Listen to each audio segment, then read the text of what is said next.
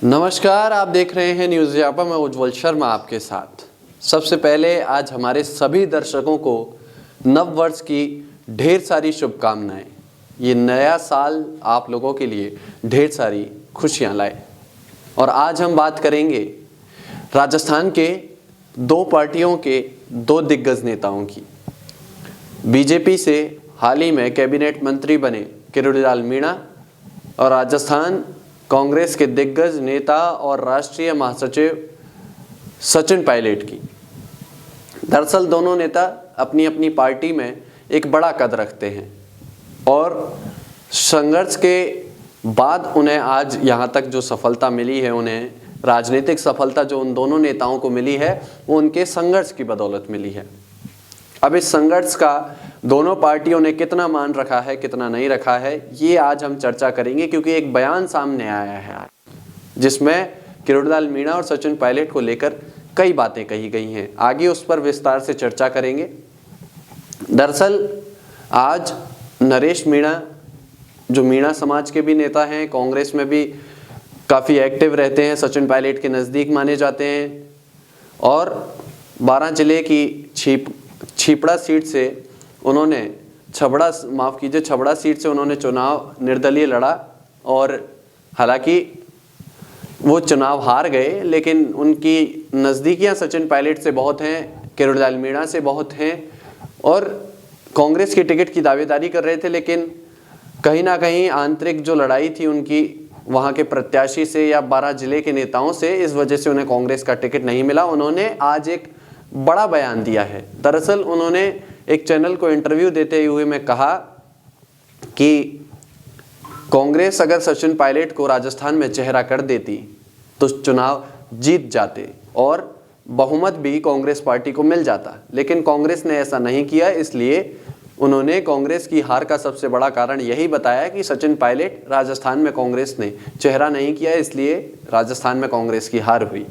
वहीं दूसरी ओर उन्होंने किरोड़ीलाल मीणा को भी लेकर ये कहा कि बीजेपी ने उन्हें मुख्यमंत्री नहीं बनाया और तमाम ऐसी बातें उन्होंने कही किरोड़ीलाल मीणा को लेकर। तो उन्होंने ये एक तरह से ये कह दिया है कि बीजेपी ने भी किरोड़ीलाल मीणा के साथ न्याय नहीं किया है।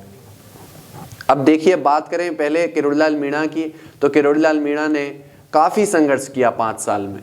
जिस तरह से उम्र को देखते हुए किरोड़ीलाल मीणा का जो संघर्ष है वो शायद हर कोई नेता नहीं कर सकता। आज का युवा नेता भी शायद किरोड़ीलाल मीणा के बराबर संघर्ष नहीं कर सकता, इसमें कोई दो राय नहीं है।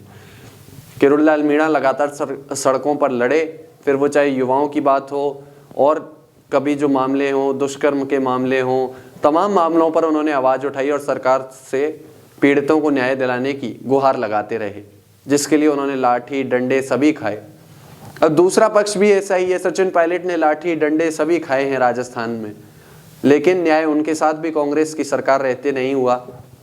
और आज इसका नतीजा यही है कि सचिन पायलट को चेहरा नहीं बनाया गया, सचिन पायलट को आगे नहीं लाया गया और बीजेपी की सरकार बन गई और कांग्रेस सरकार से बाहर हो गई। अब नरेश मीणा ने ये बात कही है तो शायद ये बात आगे तक जाएगी, और आगे तक जाएगी तो दोनों पार्टियां इस बात पर विचार करेगी कि आखिर हमारे दोनों बड़े नेता राज्य में अभी भी संघर्ष कर रहे हैं, भले ही वे ऊपर कितने भी मजबूत हों। अब सबसे बड़ी बात कि किरोड़ीलाल मीणा को कौन सा मंत्रालय मिलता है।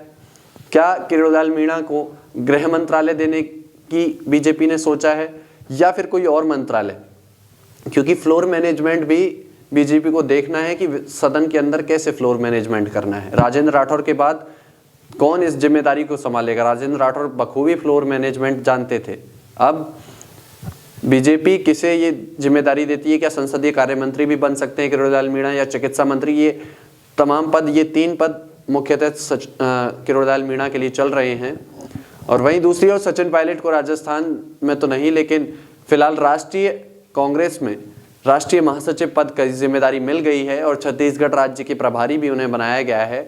तो अब देखना होगा कि नया साल आया है तो इन दोनों नेताओं के लिए क्या कुछ नया होता है, क्या कुछ नई समीकरण इनके लिए बनकर सामने आते हैं। हालांकि किरोड़ीलाल मीणा तो कैबिनेट मंत्री बन चुके हैं, अब उन्हें सिर्फ विभाग मिलने का इंतजार है। तो किरोड़ीलाल मीणा को तो अगले 5 साल राजस्थान की सेवा करनी है और सचिन पायलट को राजस्थान में अगले 5 साल संघर्ष करना है। एक तरह से उन्हें भी जनता की सेवा करनी है और जनता के लिए लड़ना है। तो देखना होगा कि 5 साल में इन दोनों नेताओं की भूमिका दोनों पार्टियों की तरफ से किस तरह की होती है। तमाम ऐसे सियासी अपडेट्स के लिए आप बने रहिए हमारे साथ। तब तक के लिए नमस्कार।